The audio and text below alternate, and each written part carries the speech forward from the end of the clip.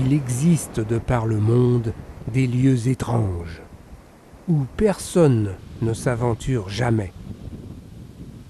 Des régions qui font peur et qui restent en dehors du temps, abandonnées des hommes et comme oubliées de Dieu.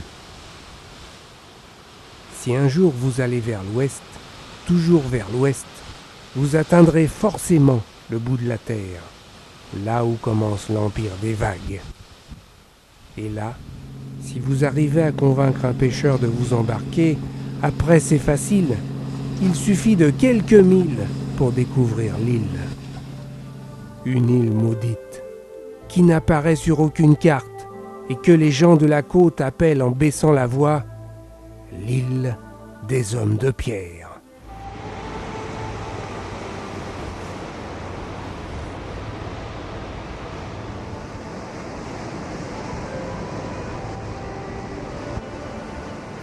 On raconte qu'autrefois, l'île était colonisée par un peuple tranquille et prospère, passé maître dans l'art de construire des navires, de grands et magnifiques navires.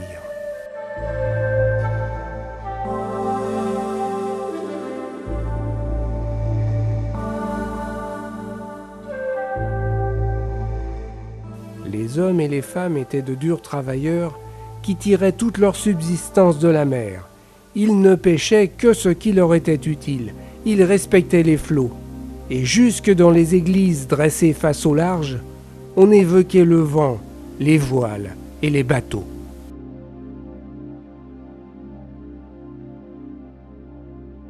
Mais un jour, un sombre jour, tout changea. À la mort du vieux sage qui dirigeait l'île, un roi, jeune et ambitieux, prit le pouvoir. Arrogant, orgueilleux et un peu fou, il voulut devenir le maître du monde. Tous le craignaient car il était très fort et très violent. Pour lui plaire, chacun s'efforçait de lui offrir toujours plus. C'est ainsi que le peuple fut obligé d'exploiter la mer, encore et encore.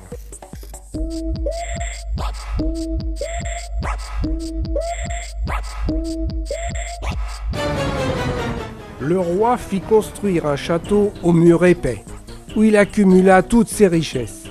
Il était insatiable. Il se riait des vagues et du vent. Bientôt, il serait assez riche pour acheter le monde, et la mer n'était là que pour le servir. Ses conseillers tentèrent en vain de l'avertir par des messages symboliques, mais il ne comprenait rien. Exaspéré, il en fit même pendre quelques-uns. Au début, la mer s'en amusa. Elle avait la sagesse des puissants. Elle observait avec curiosité ces petits hommes s'agiter en tous sens pour satisfaire le roi. Mais quand le pillage des fonds marins prit des proportions insupportables, la mer décida que le temps était venu, que c'en était trop, qu'il fallait arrêter ça. Elle convoqua les vagues et le vent. La réunion fut houleuse, c'est bien normal. Les vagues, comme d'habitude, voulaient agir tout de suite. Le vent, plus indolent, était moins pressé. Finalement, après 3 jours et 3 nuits, on se mit d'accord. Une stratégie fut mise au point. Les vagues attaqueraient la côte par le nord en rang serré. Le vent, lui, était chargé de l'intérieur de l'île. Aussitôt la guerre déclarée, l'armée des vagues déferla sur l'île. Elles furent impitoyables.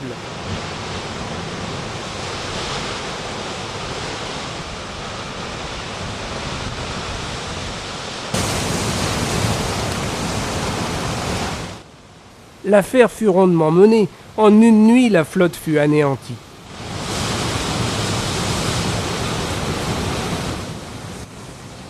Et le surlendemain, un calme étrange régnait sur toute l'île.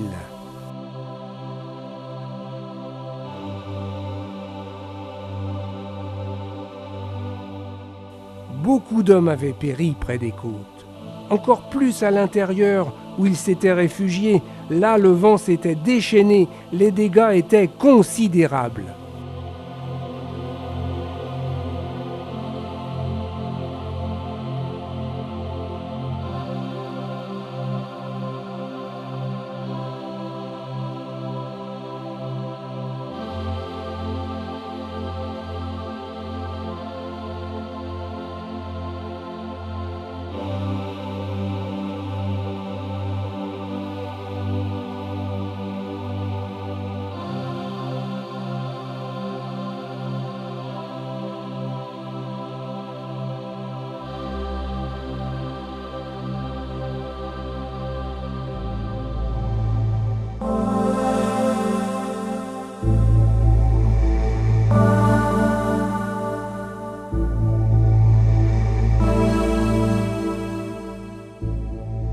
Alors, un cri résonna dans l'île.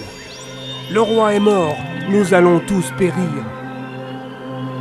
Désemparés, les survivants allèrent consulter la fontaine magique pour lui demander conseil. « Regardez-moi, leur dit-elle, je suis en pierre. Les éléments ne peuvent rien contre moi. Pour vous, quoi qu'il m'en coûte, je vais faire un geste. Je vous offre l'éternité. Prenez ma place. J'échange ma vie contre la vôtre. » Après réflexion, l'évidence apparut soudain aux survivants. Mais bien sûr, c'était ça la solution, la pierre. Et alors, fini le vent, fini les vagues. Ainsi fut fait. Les pauvres se figèrent dans le calcaire, les riches dans le granit. Dans la précipitation, personne ne prêta la moindre attention aux avertissements de l'homme de bois. Pourtant lui, il en savait des choses. Il était là depuis si longtemps.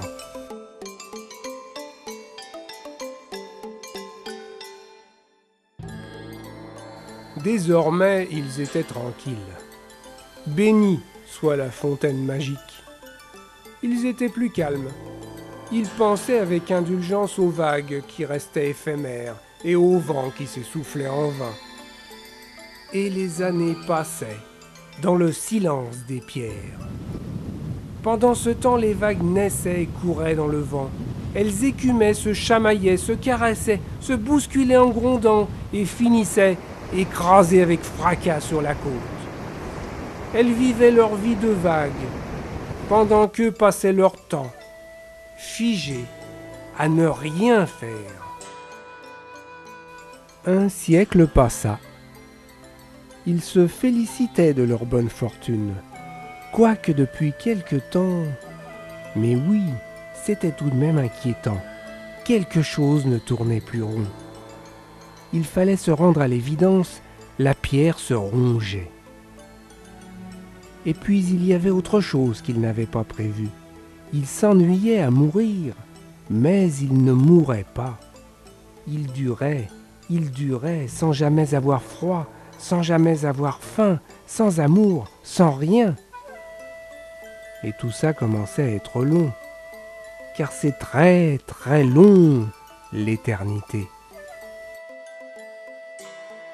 Peu à peu, imperceptiblement, leurs visages s'estompaient. Ils devenaient choses informes.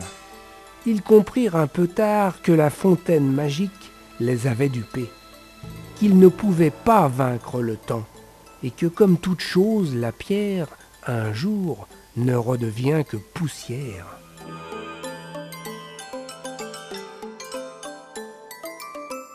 Si un jour vous allez là-bas, c'est facile, c'est toujours vers l'ouest. Regardez bien près des églises en ruine.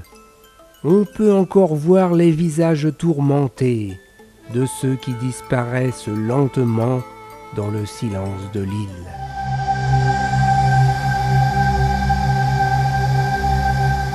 Souvenez-vous de cette histoire. N'écoutez jamais les fontaines magiques. Faites plutôt comme les vagues. Vivez, vivez. L'éternité dans notre monde, il paraît que ça n'existe pas. Et puis de toute façon, à quoi bon durer longtemps avec un cœur de pierre ?